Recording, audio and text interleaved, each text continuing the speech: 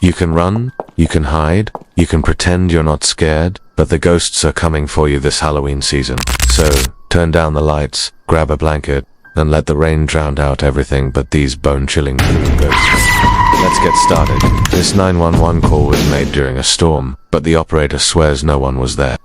Okay, so this is a 911 call from someone who claims to be in an abandoned hospital that was rumored to be haunted. The call comes through with heavy winds and rain in the background. And before I play it for you, fair warning, the voices aren't mine or the operator's. They belong to people who were actually there. This happened around 2006 or 2007.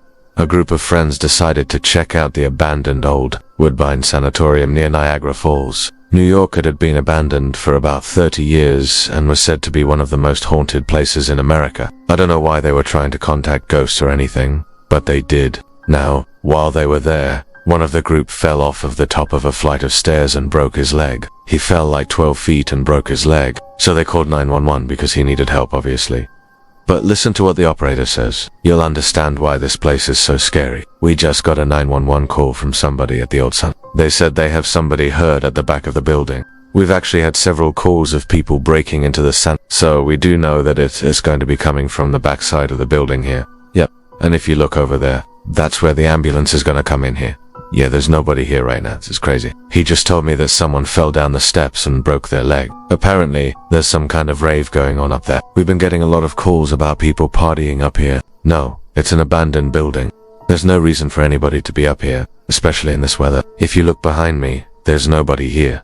Nobody's even outside. There's nobody in any of the windows. It's pitch black outside. This is definitely trespassing because this building's been abandoned for years. I'm pretty sure whoever this guy's talking about is completely drunk. Yep, no, there's no lights on inside the building. There's nothing. All we got is some power lines and a transformer box. That's all that's running out there. And this wind is insane. There's absolutely no way somebody could be standing outside in this. This is crazy. If you go up to the second floor of that building and go to the very end, you're gonna see a door there. It's kind of tucked away. That's probably the only way to get up there. Look at the transformer box.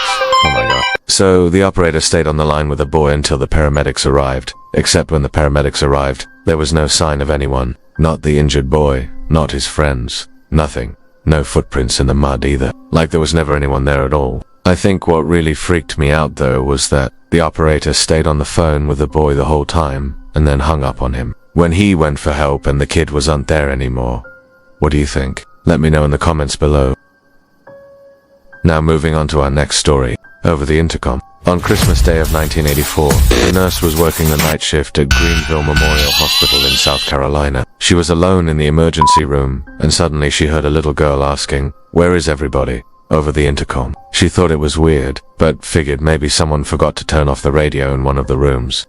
Then she heard the girl again, "Hello, is anybody there?" The nurse walked around the hospital making sure that every TV and radio was turned off. But when she couldn't find the source of the voice, she called her supervisor to tell them what was happening. Her supervisor told her that there were no patients or visitors in the emergency room and to just ignore it. But that didn't make the nurse feel any better. So she returned to the main desk to wait for morning.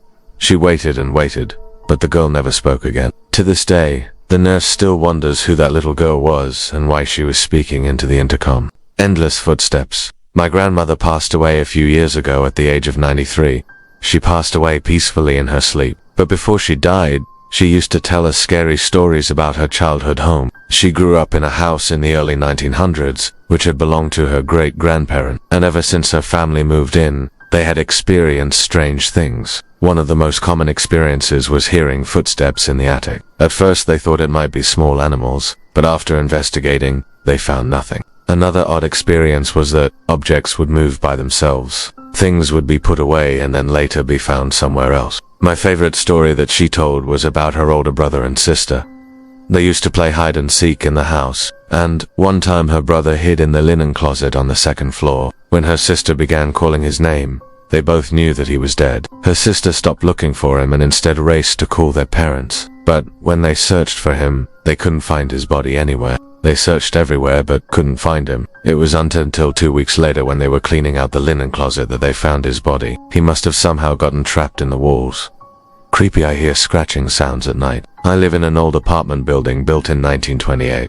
Some of the apartments are converted into condominiums.